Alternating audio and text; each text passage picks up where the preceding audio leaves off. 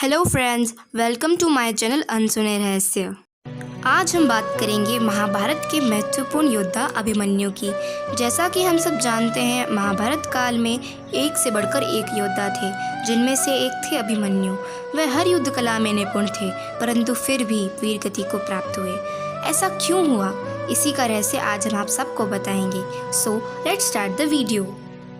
तो फ्रेंड्स, इस रहस्य पर अनेक कथाओं का उल्लेख है।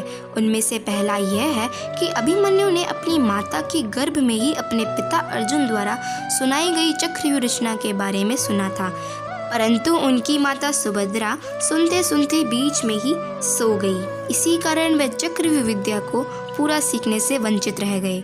और जब द्रोणाचार्य ने कुरुक्षेत्र युद्ध में चक्रव्यूह की रचना की, और उस समय चक्रव्यूह भेदन केवल श्री कृष्ण और अर्जुन को ही आता था, और दोनों ही उस समय अनुपस्थित थे, तब अभिमन्यु ने वीरता दिखाते हुए चक्रव्यूह भेदने का निर्णय लिया और वे चक्रव्यूह के भीतर प्रवेश कर गए। परंतु उन्हें चक्रव्यूह से निकलना नहीं आता था।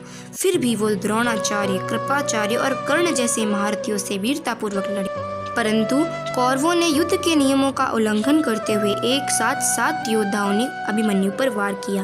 तत्पश्चात भी अभिमन्यु अपने टूटे रथ के पहिए से 7 योद्धाओं से अंतिम सांस तक लड़े और वीर गति को प्राप्त हुए।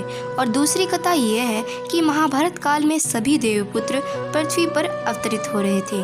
तभी चंद्र देवता ने अपने पुत्र को अभिमन्यु के रूप में धरती पर अवतरित किया, परंतु चंद्र देवता ने पुत्र प्रेम में अभिमन्यु को केवल 16 वर्ष की आयु ही निर्धारित की। इसी कारण अभिमन्यु मात्र 16 वर्ष की आयु में ही वीर गति को प्राप्त हुए।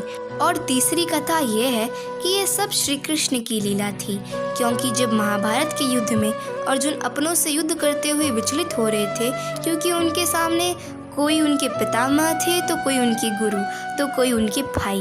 लेकिन जब अभिमन्यु वीर गति को प्राप्त हुए, तब अर्जुन पुत्र की मृत्यु के प्रतिशोध में वो सारे नाते भूलकर आक्रामक रूप से लड़े और विजयी हुए।